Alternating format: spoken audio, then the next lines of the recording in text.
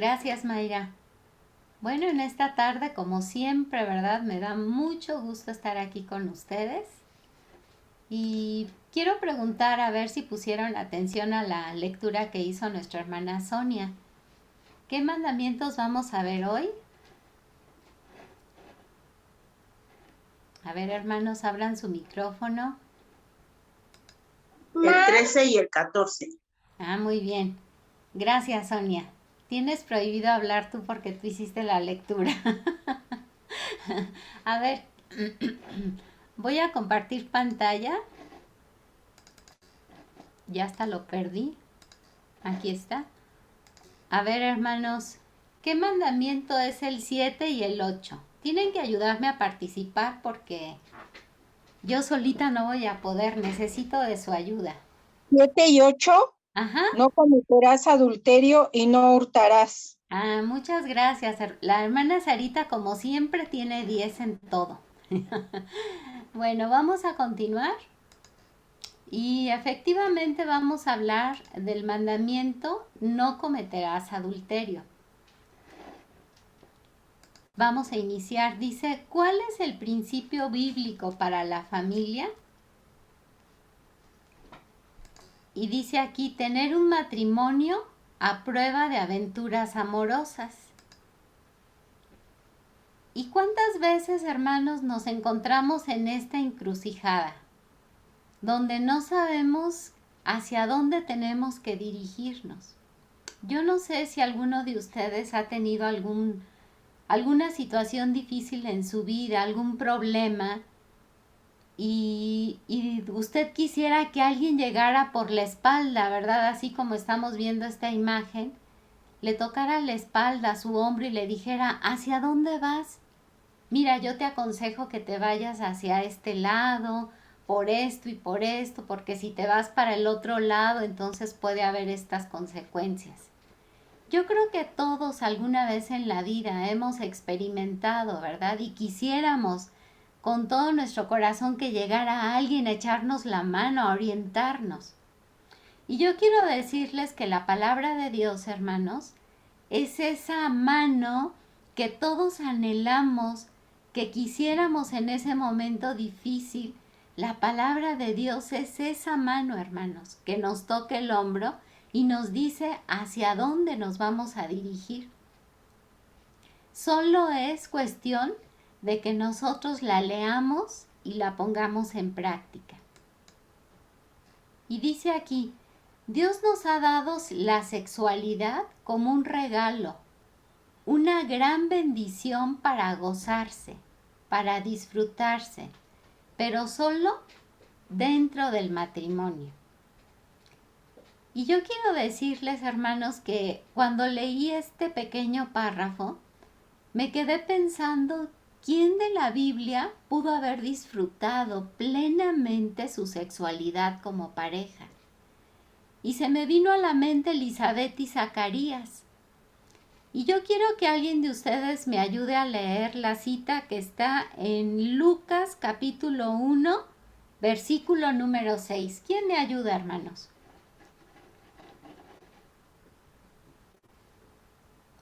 Yo, hermana. Muchas gracias, Laurita. Lucas 1:6, ¿verdad?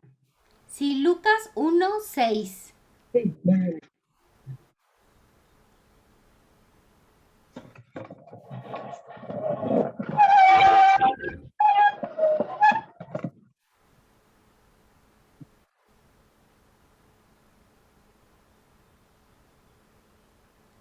Lau, no te escuchas. Dice, ambos eran justos delante de Dios y andaban irreprensibles en todos los mandamientos y ordenanzas del Señor. Amén. Gracias, Laurita. Bueno, hermanos, y con esta lectura dice la palabra de Dios que ambos eran justos delante de Dios y andaban irreprensibles, hermanos, en todos los mandamientos. Y yo creo que Elizabeth y Zacarías disfrutaban muchísimo su sexualidad como pareja porque ellos sabían que esto es un regalo de Dios, que es una gran bendición para que lo gocemos y para disfrutarnos plenamente dentro del matrimonio. De verdad que los que alguna vez fuimos novios, llega una etapa en la vida del noviazgo que anhelamos ya estar con nuestro novio, con nuestra novia, ya para estar y vivir una vida plena con él o con ella. Y yo creo que Elizabeth y Zacarías, dice la palabra de Dios, que ellos andaban irreprensibles en todos los mandamientos. Y si ellos vivían una manera íntegra, una vida íntegra delante de Dios, eso significa que ellos se disfrutaban, hermanos, y que no andaban deseosas mirando a otras personas que no fuera su pareja. Por eso la palabra de Dios dice que ambos eran justos delante de Dios. Y ellos entendían perfectamente que el hecho de vivir en matrimonio, el hecho de vivir como Dios quiere que nosotros vivamos, fieles el uno al otro, es para gozarnos y para disfrutarnos. Pero en el siguiente párrafo dice, si lo haces fuera del matrimonio, trae muchas consecuencias a tu vida espiritual, a tu vida emocional, a tu vida familiar, económica y también a tu salud. Y también estaba recordando algo que ustedes conocen pero bastante, que es la vida de David. Cuando David comete adulterio dentro de su matrimonio, trae muchísimas consecuencias a su vida. Y yo me imagino a David, ¿verdad? De ocioso, viendo a esta chica hermosa que era Betsabé. Él se queda maravillado, extasiado con esta mujer que no le pertenecía. ¿Y qué trajo a su vida? Trajo muchísimas consecuencias tristes. Trajo una depresión, una baja espiritual tremenda, porque él sabía perfectamente que le estaba fallando a Dios. Se sentía pero triste con él mismo emocionalmente, porque sabía que lo que había hecho había sido algo muy malo. El haber mandado a matar a Urías Eteo, el saber que había destruido esa familia. Y muchas veces nosotros pensamos, bueno, ¿qué de malo tiene, no? La vida se hizo para disfrutarse. Y yo quiero decirles que sí, hermanos, se hizo para disfrutar esta vida que Dios nos da, pero como Dios quiere que lo hagamos. Y si no lo hacemos así, puede también traer muchísimas consecuencias a nuestra vida económica, a nuestra estabilidad económica. ¿Por qué? Porque a lo mejor si yo soy una mujer casada o mi esposo, ¿verdad? Y alguno de los dos comete adulterio, entonces lo que ahora aportábamos para este hogar, ahora vamos a tener que compartirlo. Y hay muchas personas que sí están dispuestos a cometer adulterio, pero no están dispuestos a compartir su economía con las dos familias. Y también trae muchísimas consecuencias a la salud, porque ¿cómo podemos saber si la persona, el hombre o la mujer con la que nosotros nos acostamos, tiene una vida promiscua, ¿verdad? Que anda con uno, con otro o con otra. Y entonces eso puede traer muchísimas consecuencias a la salud y traernos enfermedades venéreas, ¿verdad? Nos puede traer el virus del papiloma humano, nos puede traer, y eso como consecuencia el cáncer, el SIDA y tantas enfermedades venéreas que hay. Y esas son consecuencias si no hacemos lo que Dios dice en este mandamiento que estamos estudiando. Dice aquí, ¿cómo proteger al matrimonio del adulterio? ¿Y ustedes cómo se imaginan, hermanos, que podemos proteger a nuestro matrimonio? A ver, yo quiero que alguno de nuestros hermanos que son casados orienten a esta pobre mujer novata que tiene menos tiempo que algunos de muchos de los que están aquí, que me orienten cómo puedo proteger a mi matrimonio del adulterio. Abran su micrófono, hermanos, y participen. Ayúdenme para que esto no sea nada más un monólogo.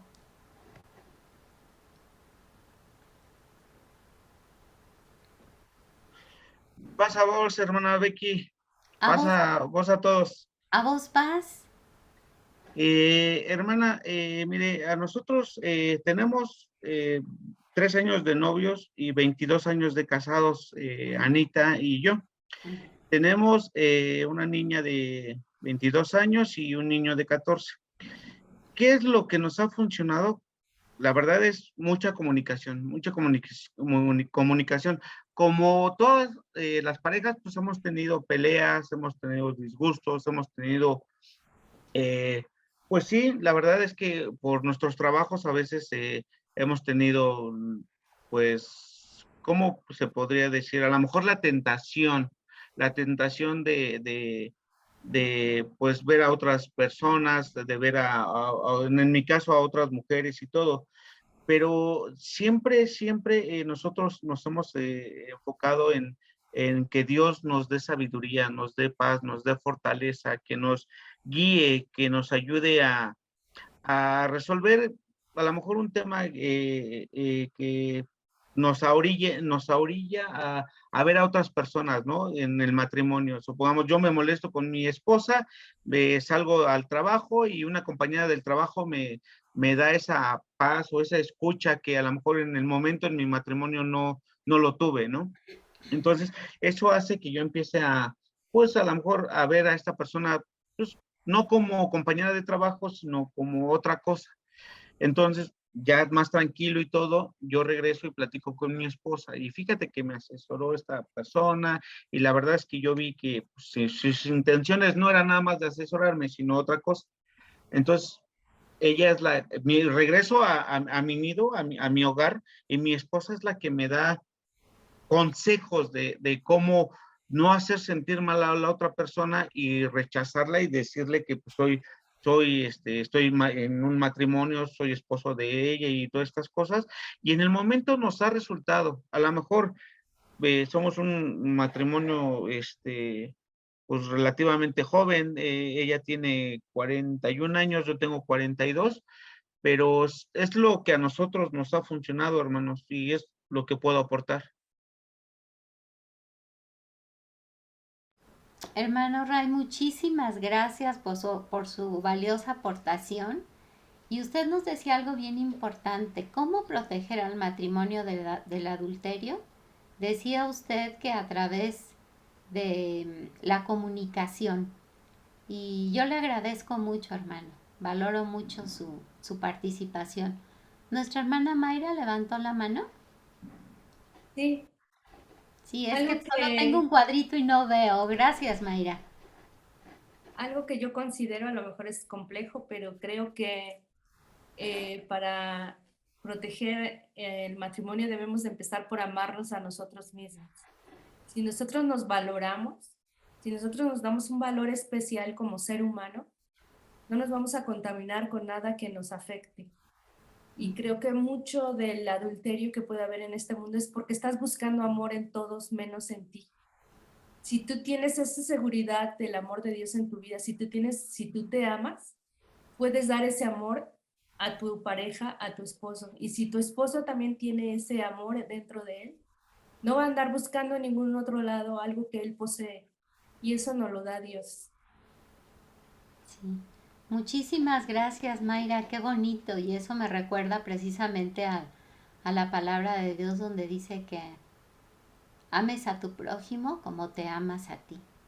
Y sí, debemos empezar por nosotros mismos. Gracias, Mayra. Vamos a ver lo que nos aconseja la palabra de Dios. ¿Alguien que desea ayudarme a leer esta diapositiva?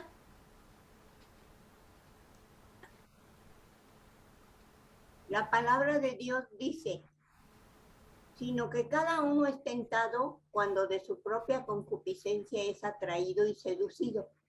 Entonces la concupiscencia, después que ha concebido, da a luz el pecado, y el pecado, siendo consumado, da a luz la muerte. Santiago 1, 14 y 15. Muchas gracias, hermana Conchita. Fíjense qué importante verso. Yo siempre que leo este verso, me lo imagino así como en esta diapositiva. Y dice la palabra de Dios que nosotros cuando nos dejamos dominar por la concupiscencia, ¿verdad? Empezamos a maquinar muchas cosas en nuestra cabeza. Como nos decía nuestro hermano Ray, si hay alguna persona, ¿verdad?, en el trabajo que me atrae y de pronto yo empiezo a maquinar y digo, bueno, y si la invito o lo invito a comer, y empezamos a maquinar, a enriquecer esos pensamientos malos que vienen a nuestra mente. Y así como dice, y si mañana le llevo una rosa a esta chica que me atrae, y empezamos, ¿verdad?, a maquinar y nuestra concupiscencia y los malos pensamientos, dice la palabra de Dios, que una vez que esa concupiscencia se realiza, ¿verdad?, se lleva a cabo, entonces, hermanos, ¿qué pasa? De acuerdo a la cita que nos leyó nuestra hermana Conchita, dice que trae a luz como la muerte, ¿verdad? Y vamos a volver a leer este verso que se me hace sumamente importante, sino que cada uno es tentado cuando de su propia concupiscencia es atraído y seducido. Y así es, hermanos, nuestros pensamientos nos empiezan a seducir y empezamos a alimentarlos y empezamos a decir, bueno, ¿y si mañana le invito un cafecito y luego pasado le invito a comer? Y entonces, dice, la concupiscencia después que ha concebido, da a luz el pecado. Y veíamos en esta gráfica, ¿verdad?, cómo aquí ya dio a luz al pecado. Y el pecado trae como consecuencia, hermanos, la muerte. Y la palabra de Dios dice, la paga del pecado es muerte, hermanos. Y yo creo que esto debemos poner un alto a esos malos pensamientos porque Dios nos da la capacidad de poder detener esos pensamientos desde el momento en que a mí me atrae un chico en la oficina, una chica en la oficina. Yo debo de decir, Señor, quita todo mal pensamiento de mi cabeza y no alimentarlos y ponernos en oración y decirle, Señor, ayúdame. Y vamos a seguir viendo cómo podemos seguir protegiendo a nuestro matrimonio del adulterio. Y debemos de estar siempre con los ojos, ¿verdad?, alerta, con esas lucecitas de alerta que nos mantienen a la expectativa de decir aguas, no es por aquí. Y vamos a ver 3 principios básicos que todos conocemos. Y yo quiero que alguien de ustedes me diga, ¿cómo podemos proteger a nuestro matrimonio del adulterio? Son 3 principios básicos bíblicos que todos conocemos. A ver, alguien por favor levante su manita y dígame lo que se le viene a la mente. Un principio básico. ¿Fidelidad, hermana, puede ser? Perdón, ¿no escuché? Josué, Fidelidad, hermana. No te escuché, Josué, perdóname. Fidelidad, no sé si me escuchan o está Sí, fallando sí, mi micrófono. sí, es que se oía medio tierrosito, fidelidad. Muchas gracias, Josué. ¿Quién más? ¿La familia mi hermana González? Conchita. Sí, gracias, Mayra, por ayudarme.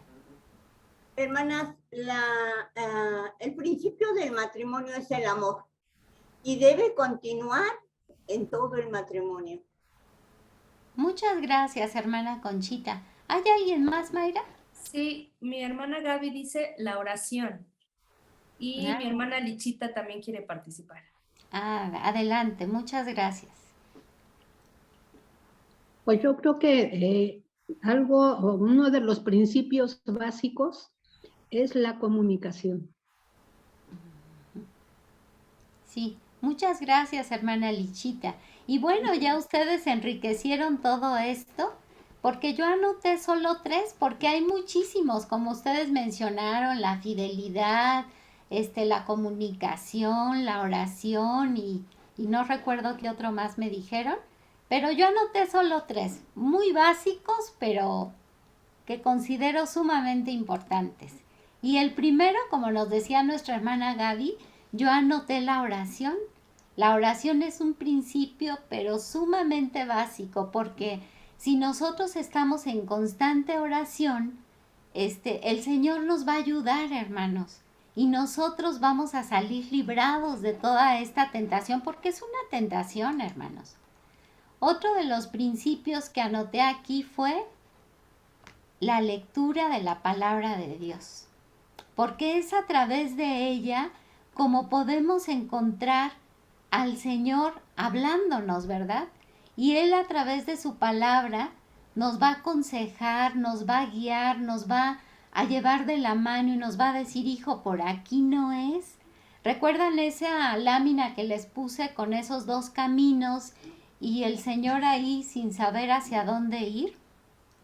Bueno, pues la palabra de Dios va a ser esa mano amiga que va a tocar nuestro hombro y nos va a decir, Becky, por aquí no es. Si tú te vas por acá, vas a tener todas estas consecuencias, pero si tú te vas por acá, vas a tener todas estas ricas bendiciones. Y el otro es el ayuno. Y yo quiero que recordemos cómo cuando el Señor Jesús es llevado, ¿verdad?, al desierto, y donde Satanás lo tienta con todos los reinos del mundo y con todas las maravillas del mundo que el mundo ofrece, el Señor Jesús estaba protegido, yo me lo imagino así como en una cápsula de cristal. ¿Por qué? Porque Él venía de estar 40 días de ayuno y de oración, hermanos. El Señor Jesús era una persona que estaba constantemente estudiando la palabra de Dios. Era una persona que estaba siempre en comunicación con su Padre a través de la oración, a través del ayuno. Y nosotros, hermanos, aparte de todas las cosas que ustedes aportaron a estos principios básicos, nosotros debemos fortalecernos como lo hizo el Señor Jesús, hermanos. Y hay muchas formas en las que la palabra de Dios nos aconseja, pero hoy solamente vamos a ver estas 3. Y dice esta lámina, comprométete con los propósitos de Dios para la vida sexual.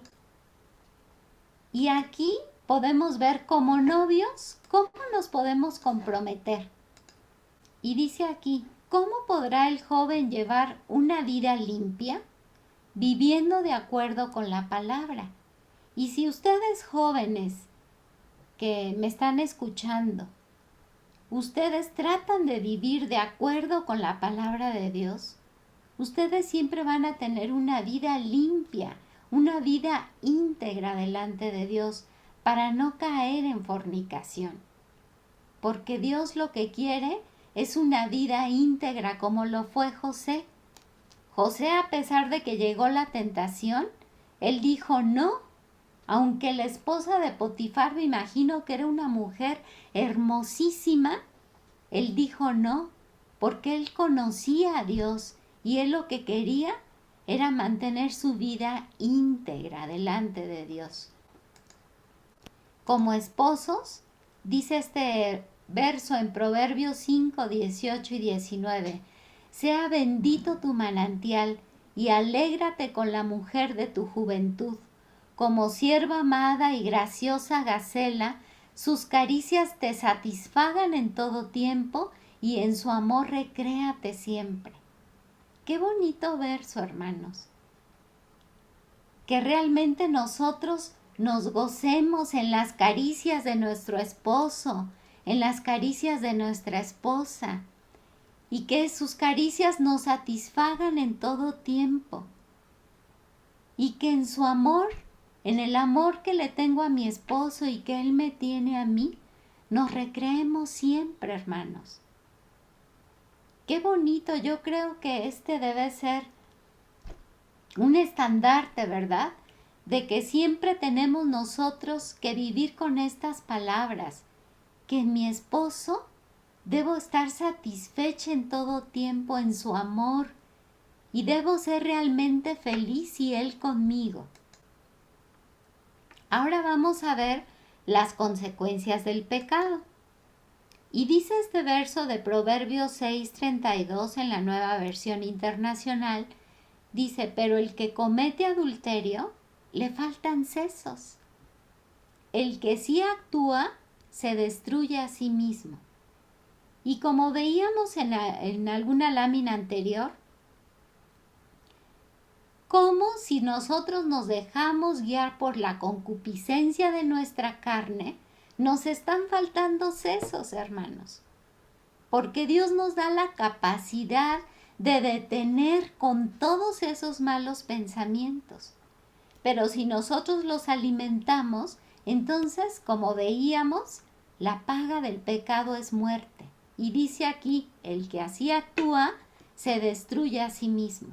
Y nosotros solitos nos vamos conduciendo a la muerte, pero en una recta, pero prolongada, ¿no? Vamos, pero corriendo veloces hacia la muerte, si no detenemos esos pensamientos malos. Y dice aquí, cubre las necesidades de tu cónyuge. Y nosotros, hermanos, tenemos que tratar de complacerlo. El hermano Raimundo nos decía que si él se disgustaba, no sé, con su esposa, llegaba a la oficina, ¿verdad? Y alguna chica amablemente lo aconsejaba, eso puede abrir una puerta para que él empiece a ver a esa mujer de otra manera distinta. ¿Por qué? Porque si yo no cubro las necesidades de mi cónyuge, si a mi cónyuge le hace falta que yo lo chulee, ¿verdad? Que yo le diga, mi amor, estás tan guapo, mi amor, eres el hombre más atractivo, me encanta cómo hueles.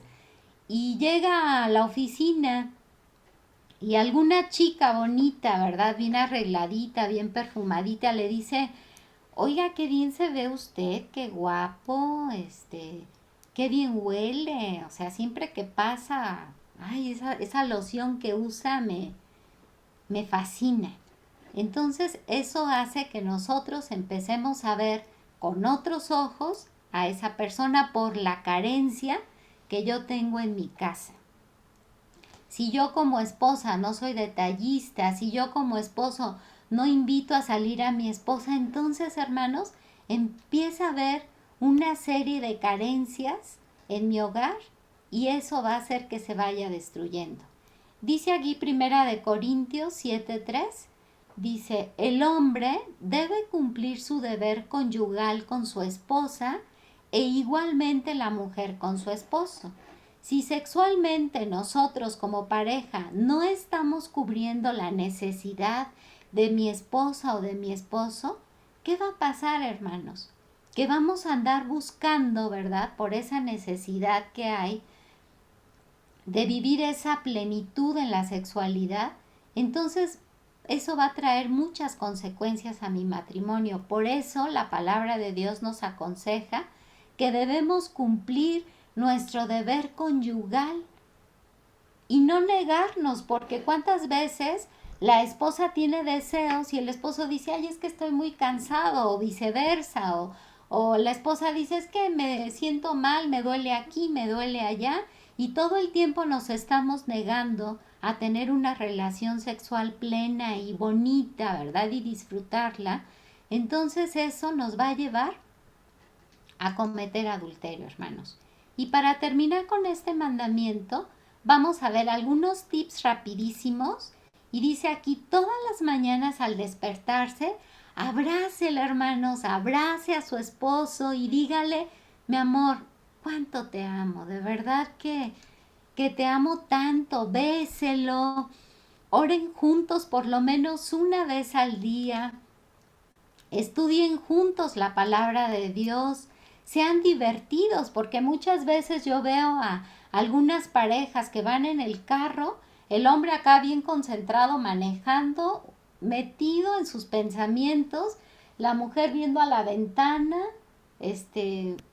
y hagan de cuenta que son el Uber y usted, ¿no? O a veces el chofer del Uber se pone más platicador que su esposo, ¿no? O al revés.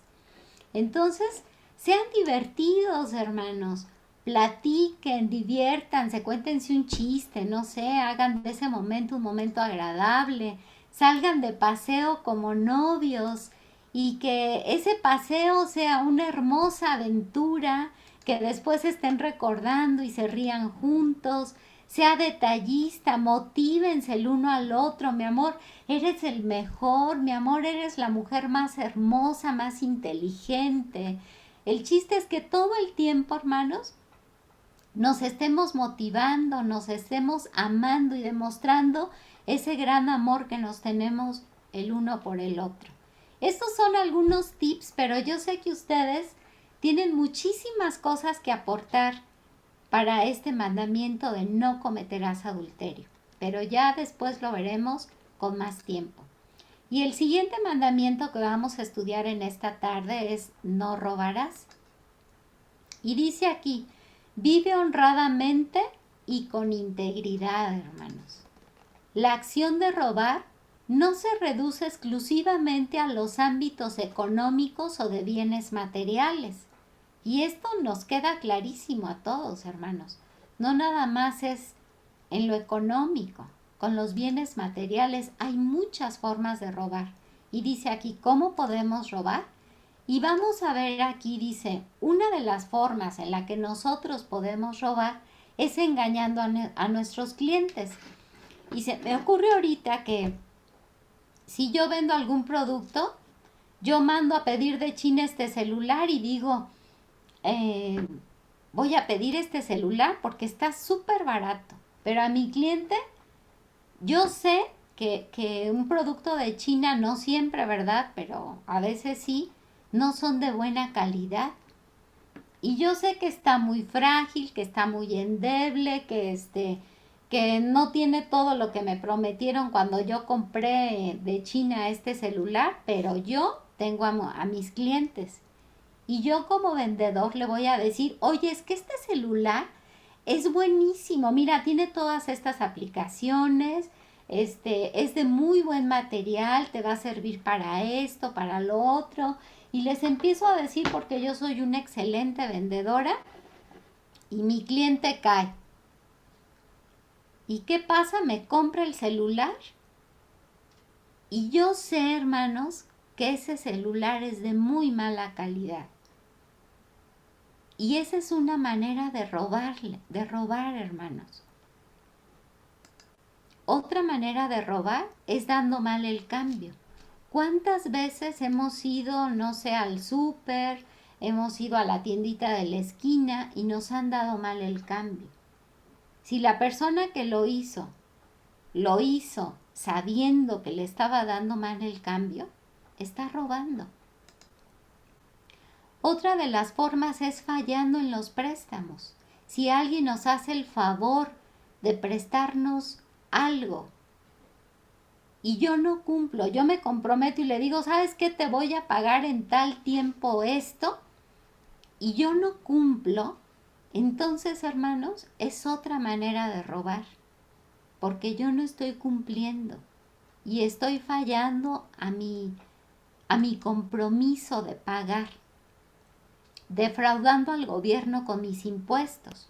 ¿Cuántas veces salimos a la calle y decimos, ay, pero mira cuántos baches hay, mira, no hay luz, el alumbrado público nunca hay, están tan peligrosas las calles? Y entonces yo no quiero pagar mis impuestos porque digo, no es posible que yo pague mis impuestos y finalmente el gobierno ve cómo tiene las calles, no hay alumbrado, no nos llega el agua, nos falla. Bueno, y empezamos a sacar muchas cosas, pero la palabra de Dios dice, dad a César lo que es del César y a Dios lo que es de Dios. Y otra manera de robar es defraudando a Dios con mi diezmo, hermanos. Y esto lo vamos a ver más adelante. Dice esta lámina: debemos conducirnos de manera honrada e íntegra en el terreno de la economía. Esto es muy importante, porque todo lo que sembramos, cosechamos. Porque la deshonestidad daña nuestro carácter cristiano. Y muchas veces, si nosotros no estamos siendo honestos, hermanos, esto nos hace estar de malas, tener un carácter, tener tener un carácter malo, hermanos, desesperarnos con facilidad. Dicen que estamos como cerillitos, ¿verdad? Que nada más nos dicen algo y ya estamos así, encima del que nos dijo algo. ¿Por qué? Porque en nuestra conciencia estamos cargando con todo esto de que no estamos siendo honestos. Y esto daña nuestro carácter cristiano, porque Dios va a recompensar nuestra honestidad si nosotros nos conducimos de una manera íntegra. Entonces Dios nos va a recompensar, porque Dios, hermanos, todo el tiempo nos está observando. Dice aquí: ¿cómo podremos vivir de una manera íntegra y honrada? Y dice aquí: trabajando honradamente. Y vamos a ver lo que dice Efesios 4:28. Dice: el que robaba, que no robe más, que trabaje honradamente con las manos para tener que compartir con los necesitados, Hermanos, si Dios nos ha dado la capacidad de pensamiento, si Dios nos ha dado un cuerpo, ¿verdad?, que nos podemos mover, que tenemos todas las condiciones físicas para trabajar, hermanos, tenemos que trabajar para que nosotros podamos ser de bendición a las demás personas. Conozco a muchas personas que meten la pata, no sé, ¿verdad? Y se van a vivir con los papás y dependen de los papás. Y la palabra de Dios nos está aconsejando: el que roba, que no robe más. Y no con eso estoy diciendo que le estamos robando a nuestros padres, no. Pero si nosotros, Dios nos dio la capacidad de tener todas nuestras facultades completas, entonces nosotros seamos de bendición para nuestros padres o para las personas necesitadas que nosotros veamos. Nosotros tenemos que ser de bendición, no tenemos que ser de carga. Y el que roba, que no robe más. Si lo estamos haciendo, hermanos, dejemos de hacerlo. La palabra de Dios nos aconseja: ya no lo hagan más. Mejor pónganse a trabajar honradamente. Y dice este punto: dándole a Dios el diezmo completo. ¿Le hará bien a una persona engañar a Dios? Claro que no. Malaquías 3:10 nos está diciendo: traigan íntegro el diezmo para los fondos del templo, y así habrá alimento en mi casa. Pruébenme en esto, dice el Señor Todopoderoso, y vean si no abro las compuertas del cielo y derramo sobre ustedes bendición hasta que sobreabunde. Es tan importante, hermanos, que nosotros cumplamos con este mandamiento de diezmar. Y dice la palabra de Dios: no nada más diezmen, no. Traigan íntegro el diezmo. Y pruébenme. Vean si no abro las ventanas de los cielos y derramo sobre ustedes grandes bendiciones hasta que sobreabunden. Y yo creo que si alguien de ustedes me quisiera dar el testimonio de cómo Dios los ha bendecido por obedecer a Dios en esta parte, hermanos, yo creo que se abrirían muchos micrófonos, porque todos hemos experimentado, al menos muchos, cómo Dios nos bendice si cumplimos con nuestro diezmo. Y vamos a ver lo que dice esto. Cambiemos la perspectiva en que vemos el diezmo. No es que nosotros le demos a Dios el 10% de lo que ganamos. Más bien, Él nos da el 90% a nosotros para nuestro sostenimiento. Porque, hermanos, hay muchas personas que les duele dar el diezmo y dicen, no, es que si yo doy el 10% de lo que gano, ya no voy a poder pagar esto, ya no voy a poder cumplir con este pago que yo tenía que hacer, con esta responsabilidad. Pero ¿por qué no lo vemos al revés como nos los están poniendo aquí? Más bien Dios nos está dando el 90% a nosotros para nuestro sostenimiento, hermanos. Dice aquí, porque nuestra vida no depende de mi trabajo, del puesto que tengo, de lo que gano por la profesión que estudié. Mi vida depende al 100% de Dios, hermanos. Porque muchas veces nosotros nos sentimos, ¿verdad? Decimos, no, es que si yo tengo el sueldo que tengo, es porque me la pasé la mitad de mi vida estudiando. Por eso tengo el trabajo que tengo y gano lo que gano, porque, oye, valió la pena todos los desvelos, valió la pena todos los sacrificios que hice. Quiero decirles, hermanos, que ya quitémonos todas estas cosas y pensemos que nuestra vida depende al 100% de Dios, porque por Él tengo el trabajo que tengo, por Él tengo el sueldo que tengo, por Él visto, por Él tengo una casa, tengo comida, tengo el carro, viajo, pero no es por los méritos, por todo lo que yo hice, es porque Dios es mi proveedor, hermanos. Y sin Dios no somos absolutamente nada, porque Dios es nuestro proveedor. Y si Dios nos está pidiendo solamente el 10%, hermanos, y todavía nos dice, si tú cumples con eso, yo voy a derramar grandes bendiciones en tu vida, pruébame, solo pruébame. Entonces, hermanos, hagamos una reflexión de estos 2 mandamientos que acabamos de ver y tratemos, hermanos, con todo el corazón de cumplir con estos mandamientos que, lejos de traer consecuencias tristes a nuestra vida, va a traer grandes bendiciones. Y yo deseo que el Señor nos bendiga en esta tarde. Paz a ustedes.